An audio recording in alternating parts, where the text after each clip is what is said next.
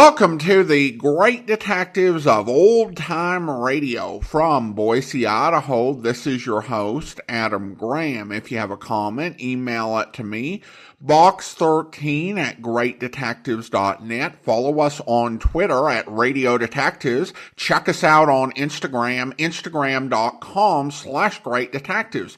If you're enjoying the podcast, please follow us using your favorite podcast software. Today's program is brought to you in part by the financial support of our listeners.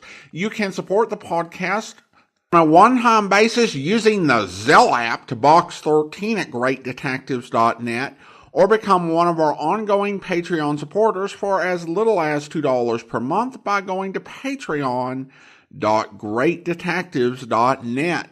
Well, now it is time for this week's episode of Broadway's My Bait. The original air date, December 3rd, 1949, and this one is the Sherman Gates murder case.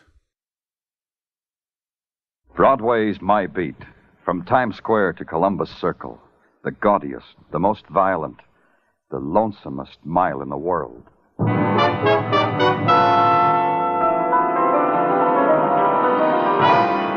Broadway's My Beat, with Larry Thor as Detective Danny Clover.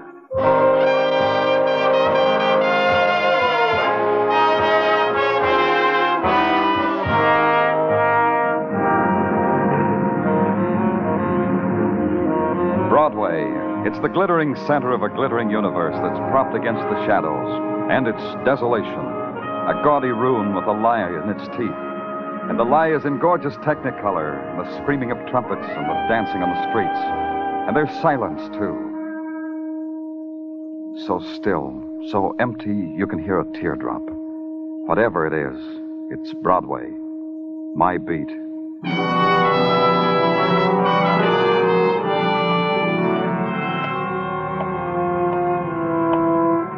After midnight, Broadway is a place that pulls up stakes.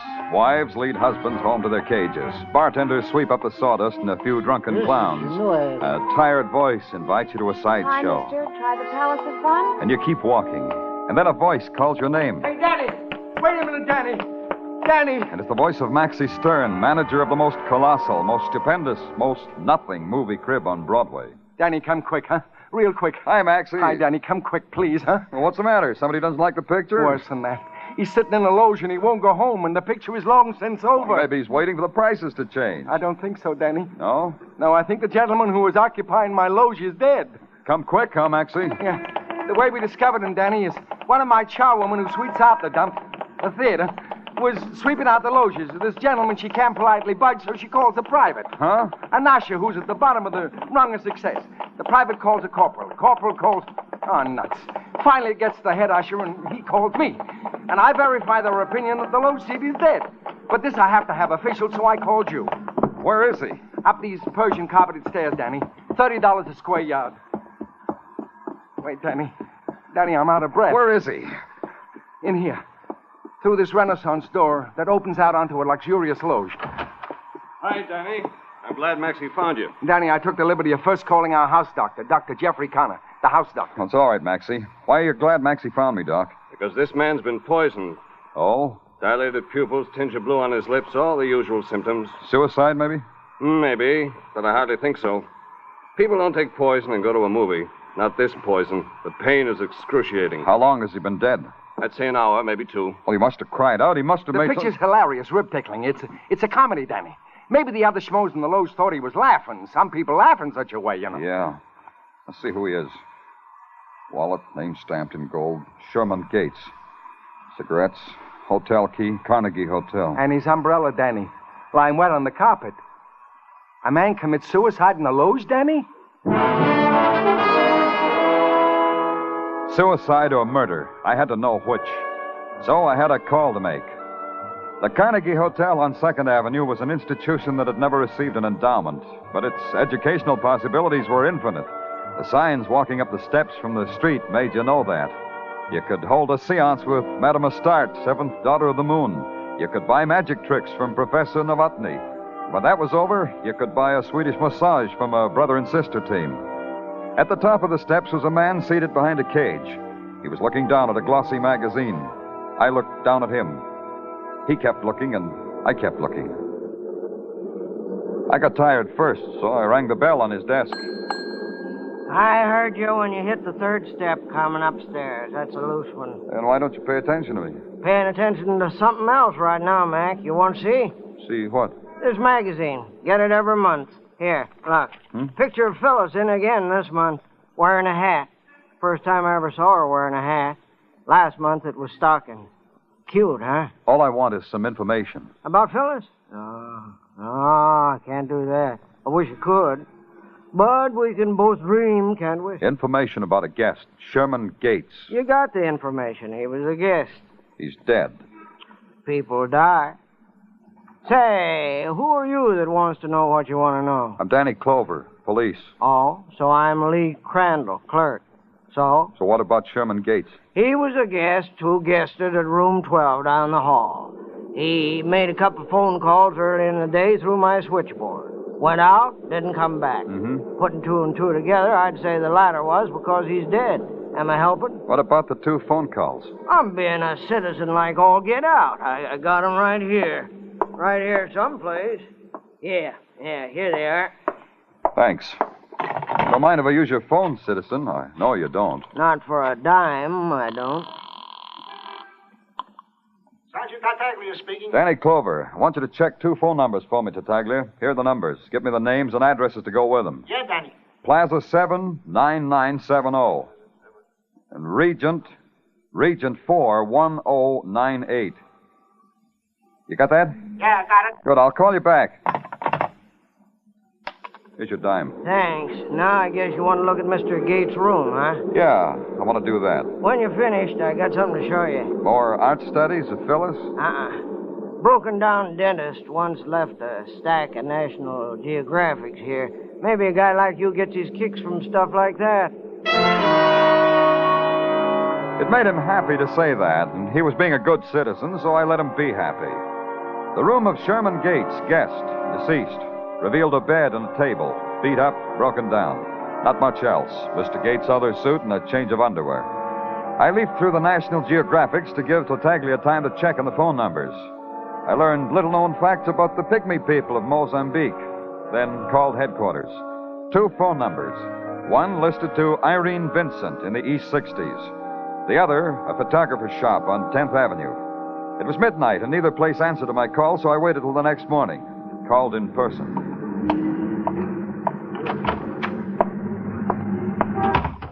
Something I can do for you? Yeah, there is. I want to ask you a few questions. Oh, good. About a camera? This one takes wonderful pictures of the whole family. I don't have a family. Questions about a photographer. Oh. Well, we've got some wonderful brochures here. The tricks of all great photographers. Ouija, Lou Jacobs, Junius, Steichen. Not about them. About Sherman Gates. Gates. Don't know him. If he were a photographer of note, I'm sure I'd know him. This photographer was also a customer. Try that. Gates, huh? Gates. Sherman Gates. Sherman Gates. I'll give you a big fat clue. He called you yesterday. Gates. Maybe I ought to rack your brain for you. Gates, of course. He called me yesterday. Maybe you'll have a better memory if I tell you I'm from the police, Mr. Quimby. Junius Quimby. There's nothing wrong with my memory. I just told you. Mr. Gates called me yesterday afternoon. What did he call about? About the usual thing. Like? Were his pictures ready? And were they? No. What did you tell him? I told him no. I mean, when did you say his pictures would be ready? Today, this morning. Now? Now. Get them. I'm calling for them. It's irregular, you know. I know. Get them. Why does Mr. Gates call for them himself? He's dead. Now get them. Of course, they're right here. In this drawer. Here they are. In this envelope. Yeah, thanks.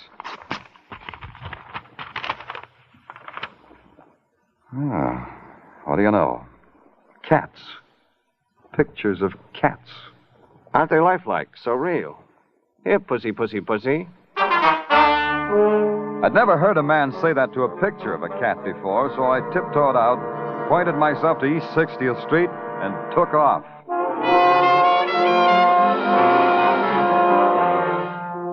Irene Vincent's apartment house was fashionable. It had a fashionable doorman accoutred in dawn pink, standing under a fashionable moss green canopy. And his fashionable eyes were the color of dead fish as he took my name, my occupation, my sex.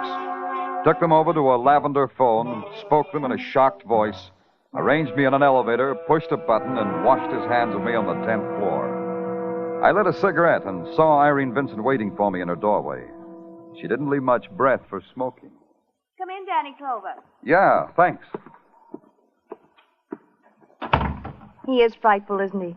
Who? The doorman. I hate snobs, don't you, Danny? If you say so. You hate snobs. Then why are you calling on me? Man named Sherman Gates. You know him? If you say so. He called you yesterday from the Carnegie Hotel. So he did. He died last night in a movie. So he did. I read it in the paper. They say it might be suicide. What do you say, Miss Vincent? Oh, I don't think so. Sherman wouldn't commit suicide, not that way.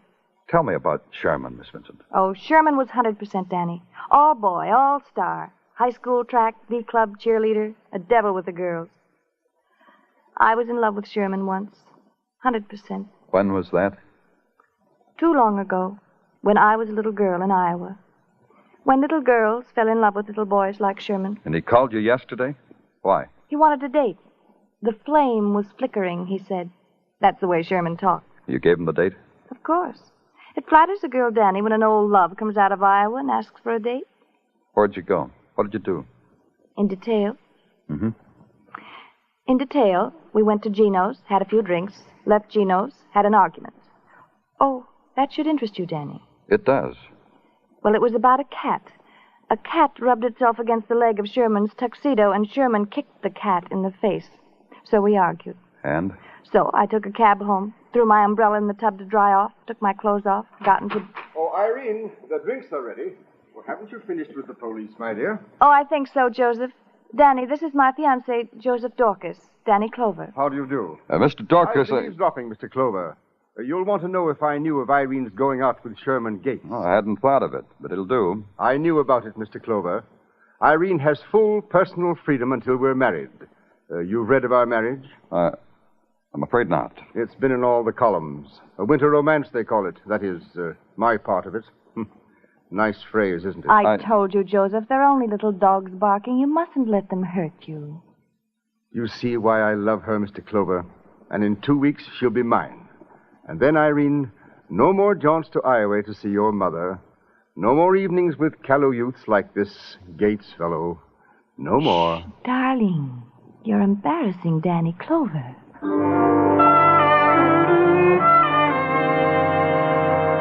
They clinched. And I got out of there.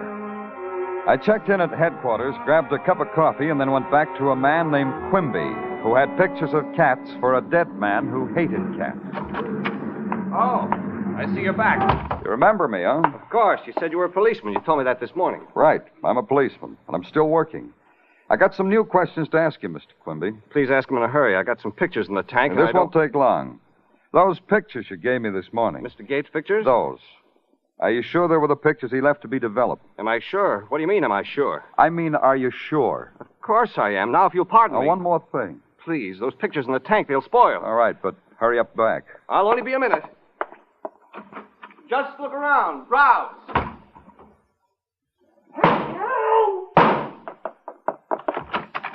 Quimby, what happened?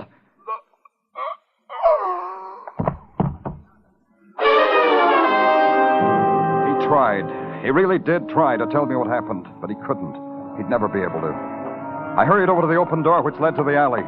Empty. The sound of a car starting off, a car driven by a killer, suddenly made the whole place empty. Empty except for one thing. One single and shining fact. The dead man in the lodge wasn't a suicide. He'd been murdered. Now he had company.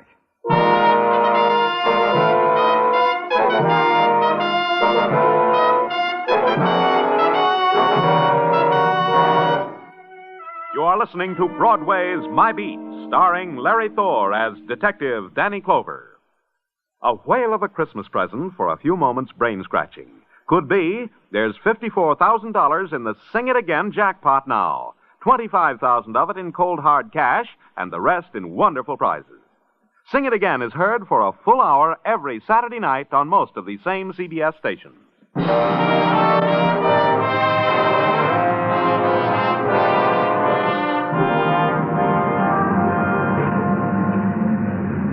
the afternoon, Broadway is a place of regret. It's the interval between the furtive lunch hour and quitting time, the longest 5 hours in the world, and it happens 5 days a week. It's also the time to dust the coconut husks at papaya stands, to dodge the cloak and suitor for whom nothing exists except the clothing rack he's pushing, and it's a time for window shopping. For me, it was a time for homework, and headquarters is where I study. There's a sergeant there who helps me. His name is Tartaglia, and he tries real hard, or as he puts it, I try real hard, Danny. I know you do, Tartaglia. So tell me what you found on Junius Quimby. Oh, that little photographer was a naughty boy, Danny, with a record. Not a long one, but naughty. Pictures, huh? Photographs. Pictures, Danny. Photographs. That all? Yeah. Oh, wait a minute. I almost forgot, Danny. There's a guy outside to see you. Joseph Dorcas says he's the fiancé of one Miss Irene Vincent. Well, show him in, Tartaglia. Yeah. Go right in, Mr. Dorcas. Thank you. Hello, Mr. Clover. I hope you're not too busy to see me. Oh, not at all. Sit down, Mr. Dorcas. Thank you. Mr. Clover, I'll come right to the point. I'm a very rich man. I'm happy for you, Mr. Dorcas. It's a fact that doesn't need a comment, Mr. Clover. I only tell you that because, well, you should know it. I'm in a position to buy off any trouble that Irene may be in. Your fiancé's in trouble? Yes. She just came back from a vacation with her mother in Iowa. And since she's back, she's being blackmailed. Uh-huh. That'd fit. I don't know how exactly, but it would fit. I can't guess what you have in mind, but I think I can help you. Well, frankly, Mr. Dorcas, I could use a little help. What have you got to offer? Some pertinent facts. Good. What are they? Well, the day before yesterday, a man called her. Said he had some information that he was going to take to me. Mm-hmm. He was going to take it to me unless Irene paid him $20,000. What kind of information? Mr. Clover, Irene swears to me she doesn't know. She got a phone call from a man. The man set up a meeting place, but the man never showed up. Go on. Yesterday, the same thing. Another phone call. Another man. And this man didn't show up either. What else? About an hour ago, one more phone call. Still another voice. This time, the man told Irene to meet him at 1 o'clock tomorrow morning at the 23rd Street docks, Hudson River. Was that all he said? No. He mentioned the names of Junius Quimby and Sherman Gates. Oh? He told Irene that what happened to them would happen to her if she didn't appear with the money. Does that suggest anything to you, Mr. Clover? Yeah, it does. It suggests this third caller is our killer. He's got some piece of information to blackmail your fiancée. Some piece of information that belonged to 3 men. Now it belongs to only one, the killer. Well, what shall we do, Mr. Clover? We'll do this. Tell Irene to get the money and meet the man. Yes, but... Don't worry, I'll be there. Tell her I'll be in the doorway at the port agent's shack. Tell her to walk past me so I'll know she's there. But above all, tell her not to talk to me. Got that? Of course, Mr. Clover. I have it exactly.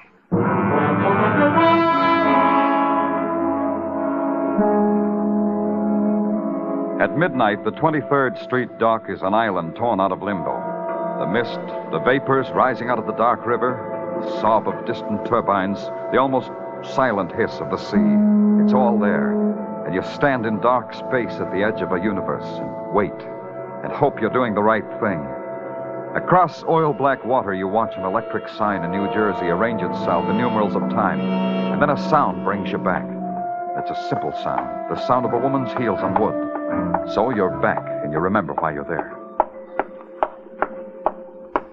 Danny Clover, are you there? I told you, don't talk to me. Keep walking. But I'm frightened, Danny Clover, 100% frightened. He sees you talking to anyone, he might kill you, like he killed the others. Yes, Danny. And remember, talk to him as if you were alone. No outcry, no hysterics, nothing. Understand?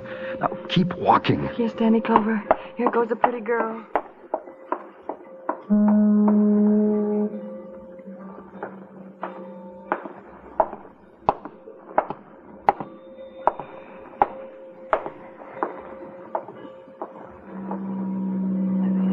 It's him, Danny! It's him! Get him! Get him! You fool! I told you not to yell!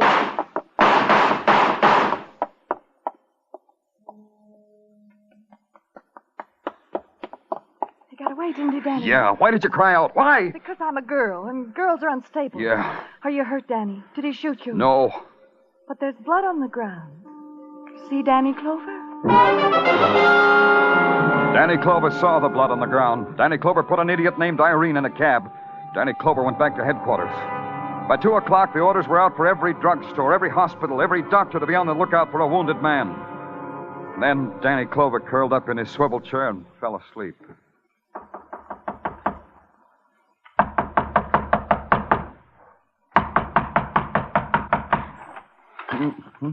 Are you decent, Danny?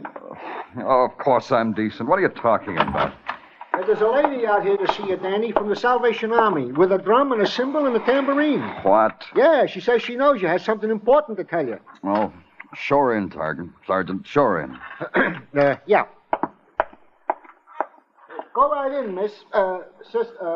Ma'am. Thank you. Good morning, Danny. Oh, it's a glorious, glorious morning, isn't it? Glorious, Opal. How are you? Glorious. Why don't you put the drum down? Tartaglia, help Opal. Oh, sure. Allow me, Miss Opal. Thank you. Tartaglia said you had something important to tell me. Well, it may be. I don't know. It just may be important, and then again, it may not. Strange the way things are one way or another, isn't it, Danny? Tell me anyway, Opal. Well, last night at the mission, it was my tour of duty. You know, helping the poor wandering souls. What happened at the mission, Opal? Well, about 3 o'clock in the morning, this man came in with a terrible wound in his shoulder. Oh, a terrible wound. I dressed Where is he now? Well, back at his hotel, I suppose.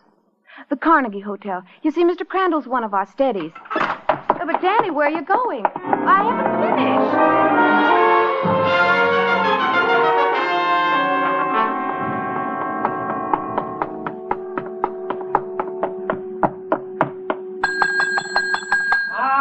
All right, I'm coming. Oh, it's you. Yeah, citizen. It's me. Come to tell me I'm not much of a citizen no more, huh? A real bad one. A wounded one, too. Your shoulder hurt? Some. If I make an effort, it'll still operate. Don't try. I'm booking you. We'll take fine care of your shoulder. I missed everything, didn't I? Messed it all up. Amateurs oughtn't to play that game. It makes them gun happy. Uh-huh. Yeah. I turned all of Phyllis's pictures to the wall. She isn't proud of me. She looks sad. Even the one in stockings. Tough. You ready? Sure. Can I figure on how long the rap is? Figure on all the time there is left in the world, so you won't be disappointed. After all, you killed 2 men. Killed 2 men? What are you talking about? Sherman Gates, 1 man. Junius Quimby, 1 man. Wait a minute. 2 men. Wait a minute. You're talking too fast. Words are going by me. I think I hear, but I don't know what they mean. Let's go, Lee. I'm telling you, all I did was try a blackmail stunt. I loused it, that's all. You're talking for the record now, Lee. Sure I am, and this is a record. A letter comes for guest Sherman Gates after he's deceased. I open it, pictures in it, blackmail pictures to a guy with brains. More brains than me. So you called Irene Vincent? Sure. Her picture's been all over the paper on account of her marrying that millionaire. Sure, I called her. Where are the pictures? Right in my back pocket. They never left there. I'll take them. Well, here. Thanks. You can't book me for murder. You can't... Here's a dime, citizen. I got to call headquarters. We're going for a ride. You, me, and the pictures.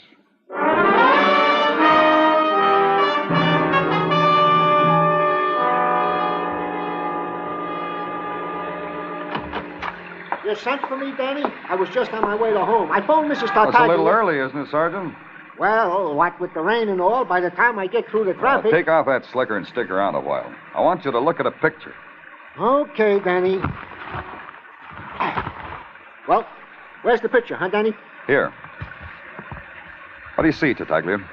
Well, I see a gorgeous dame in a swimming suit by the name Irene Vincent. I see a guy also in a swimming suit by the name Sherman Gates, deceased. And they're leaning up against the new Nash. Looks like the 1950 model. Did I see everything, Denny? Where are they? To me, it looks like Miami. I've never been to Miami, but to me, it looks like Miami. Palm trees, ocean, swimming suits. Yeah. Neat piece of blackmail. This is the blackmail to be in Miami in the winter? You can go home now, Tartaglia. Oh, thanks, Danny, thanks. It's because of the rain I'm leaving now. What do you got there? The umbrella? Umbrella? Yeah, sure, an umbrella, Danny. It's raining outside. Cat and dog. Umbrella? Go home, Tartaglia, and tell Mrs. Tartaglia today you did real good.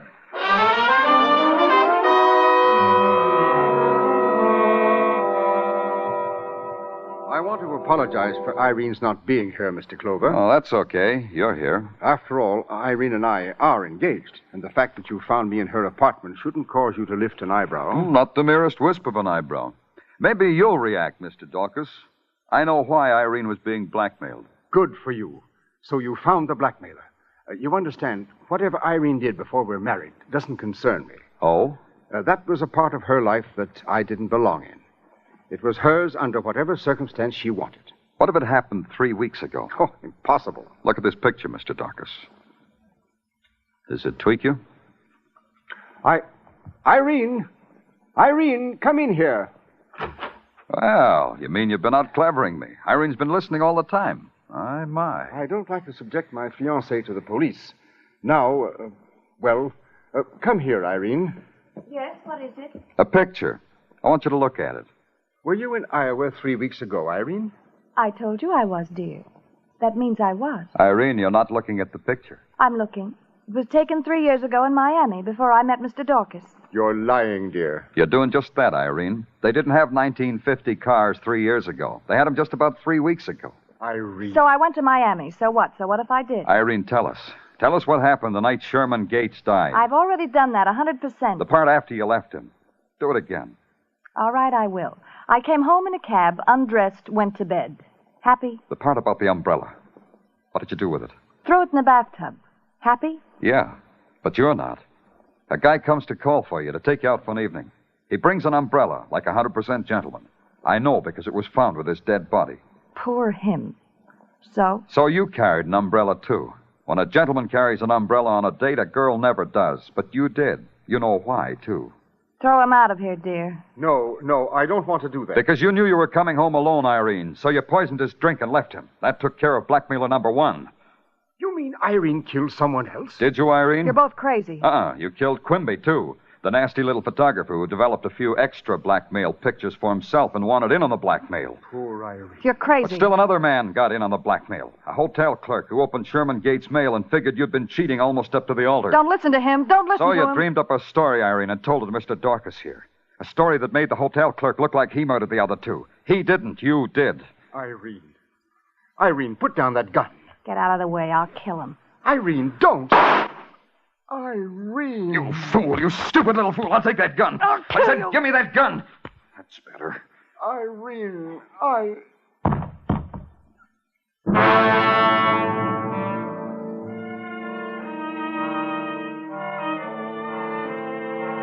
She looked at him, then fell suddenly to the floor, took Dorcas's head in her arms and swayed back and forth. Her eyes filled with the terrible fright you sometimes see in a child. And it was hard to believe she was a murderer. But you knew better, so you called headquarters. And they sent an ambulance and a couple of burly cops. She was 100% with them, so they gave her the best seat in the paddy wagon.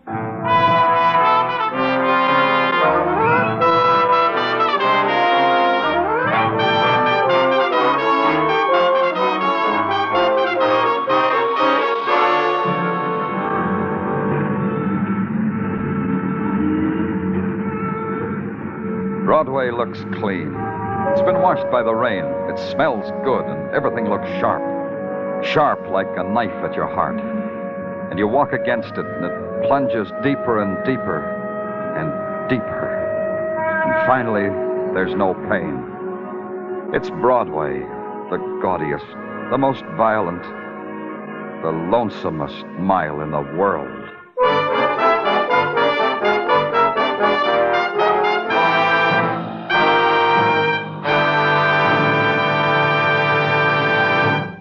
Broadway's My Beat stars Larry Thor as Detective Danny Clover and is written by Morton Fine and David Friedkin. The musical score was composed by Alexander Courage and conducted by Wilbur Hatch, and the program was produced and directed by Elliott Lewis. The cast tonight included Charles Calvert, Joe Forte, Paul Dubov, Junius Matthews, Mary Jane Croft, Herbert Rawlinson, and Joyce McCluskey.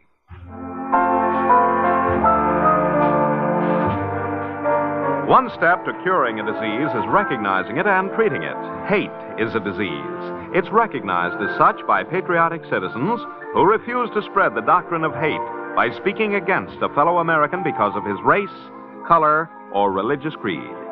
The treatment to cure the disease of hate is to accept or reject people on their individual worth, and to speak up wherever you are against prejudice and for understanding. Stay tuned now for Sing It Again, which follows immediately over most of these same CBS stations. This is CBS, where you find Broadway is My Beat every Saturday night, the Columbia Broadcasting System.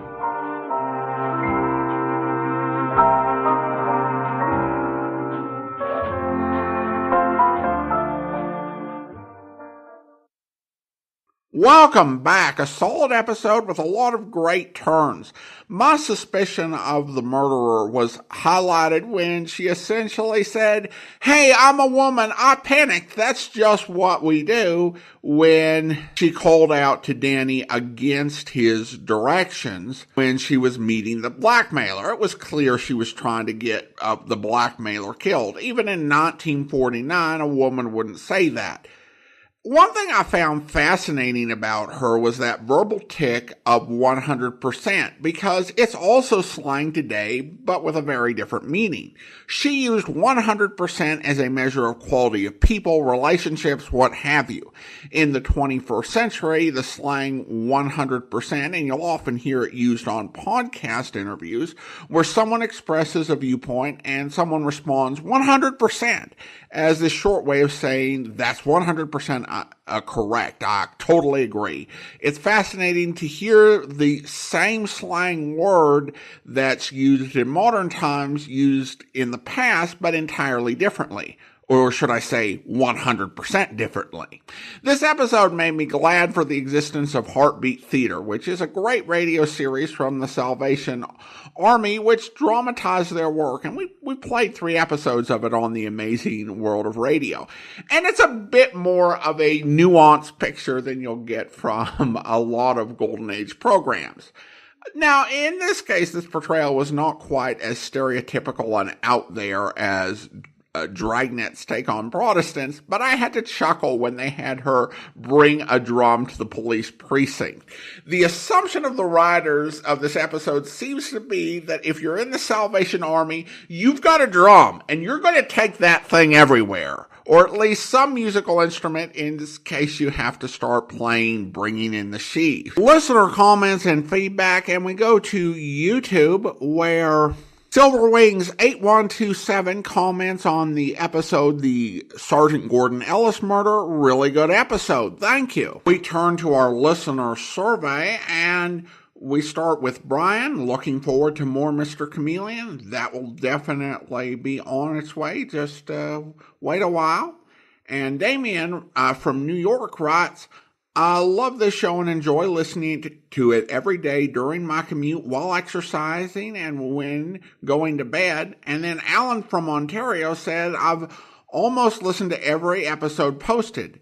That's why every now and then I put a comment in about it being a repeat. I do understand there are only so many episodes. I find it funny how some are so much better than others. Keep up the good work." Well, mostly the repeats have been for either vacation on my part, or to give folks an extra day of listening with our Sunday encores. And of course, one thing I found is that not all our listeners have been with us since the start, so reruns every now and again can be okay. Though, of course, we are getting to the point where we'll just have to start going through some old series, as we are running out on that score. But definitely is a big difference in quality. I'd agree with that. Well, now it is time to thank our Patreon supporter of the day. And I want to thank Steven. Steven's been one of our Patreon supporters since July, currently supporting the podcast at the Detective Sergeant level of $7.14 or more per month. Thank you so much for your support, Steven.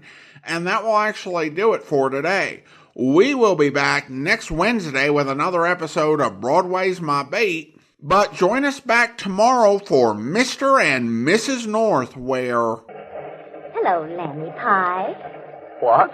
I said hello, Lammy Pie. Lammy Pie? And what's gotten into you? Well, aren't you my Lammy Pie? Heaven forbid. And I'm not your angel face? But, darling, why this coyness all of a sudden? Jerry. What? Who is she? Who is who? Angel Face. Well, I don't know what you're talking about. Well, that's what it said in the bracelet. And if I'm not Angel Face, who is? What bracelet? In our compartment. It's inscribed, to Angel Face from Lammy Pie. Jerry, do you have a secret love affair that I'm just finding out about? If I do, I'm just finding out about it, too. But who did you get the bracelet for, then? I thought it was for me. In fact, I'd be wearing it, only it doesn't go with this dress. I didn't get it for anybody. In fact, I never even saw it. Then how did it get in our compartment? I don't know. Jerry, it was lying on the table, and it said, to Angel Face from Lammy Pie in it. And it was very pretty, and I thought it was for me. Well, you can come along with me, darling, and show it to me while I get cleaned up for dinner.